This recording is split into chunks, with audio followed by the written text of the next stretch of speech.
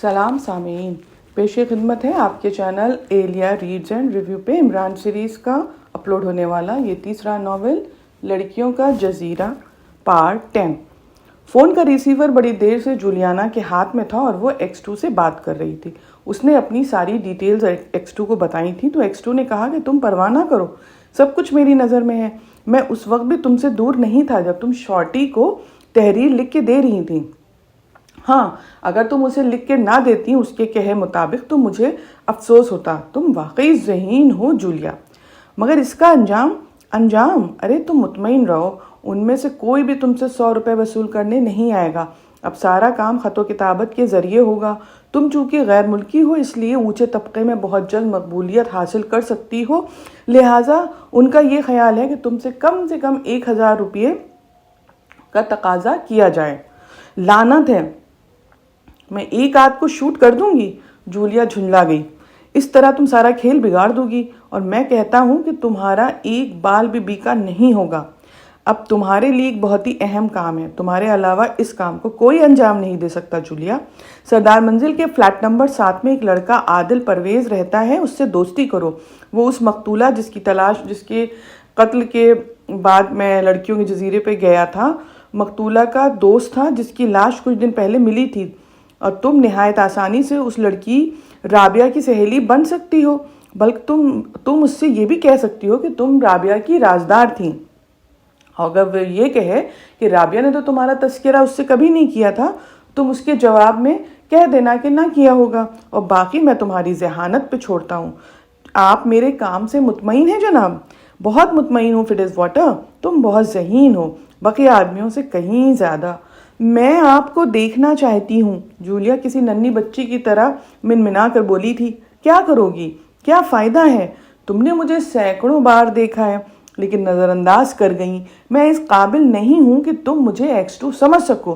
میں آپ کو جولیا کچھ کہتے کہتے رک گئی تھی۔ ہاں کہو، کیا کہنا چاہتی ہو؟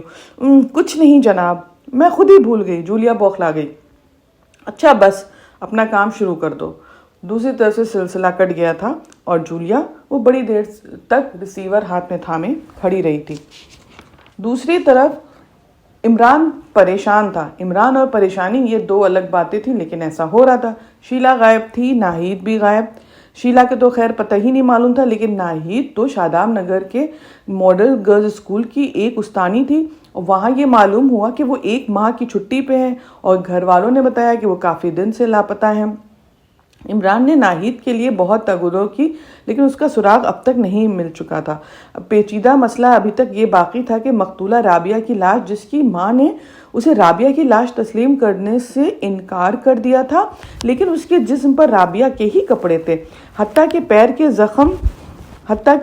کے زخم پہ پٹی بھی وہی تھی جو رابعہ کے زخم پہ بندھی تھی، لیکن پھر بھی اس کی ماں کہتی تھی کہ اس کی بیٹی کی لاش نہیں ہے۔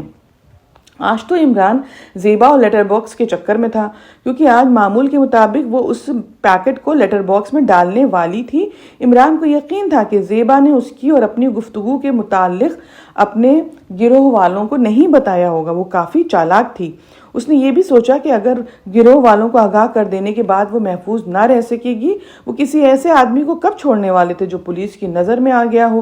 عمران سوچ رہا تھا کہ ناہید اور شیلا کا غائب ہو جانا اسی بات کی علامت تھا کہ گروہ والوں کو خبر ہو گئی تھی، لیکن اور یہ بات شیلا نے خود بھی بتائی تھی کہ گروہ کے لیے کام کرنے والی لڑکیوں کے برے انجام کی اطلاع ہر لڑکی کو دی جاتی ہے۔ عمران آج صبح سے زیبا کے پیچھے تھا، آج یہ کام وہ خود ہی کرنا چاہتا تھا، اس لیے میک اپ بھی کر لیا تھا۔ زیبا نے حسب معمول پوسٹ باکس نمبر 213 کے منی آرڈر وصول کیے اور پوسٹ آفس سے واپسی کے بعد بقیہ وقت دفتر میں گزارا، پھر اپنے فلیٹ کی طرف چل پڑی۔ اس دلچسپ داستان کا یہ سلسلہ آج شارٹ ہے، لیکن ہم یہیں ختم کر رہے ہیں۔ انشاءاللہ جو اگلا اس کا پارٹ اپلوڈ ہوگا وہ طویل ہوگا۔ اگر آپ ابھی تک ہمارے ساتھ یہاں تک بنے ہوئے ہیں تو اگر اور چینل سبسکرائب بھی نہیں کیا ہے تو پلیز سبسکرائب کر لیے نا، 1 سیکنڈ بھی نہیں لگتا۔ اور آپ کو اس ناول میں آپ کو یہ ناول کیسا لگ رہا ہے، فیڈ بیک ضرور دیں کامنٹ سیکشن میں کامنٹ کر کے۔ شکریہ۔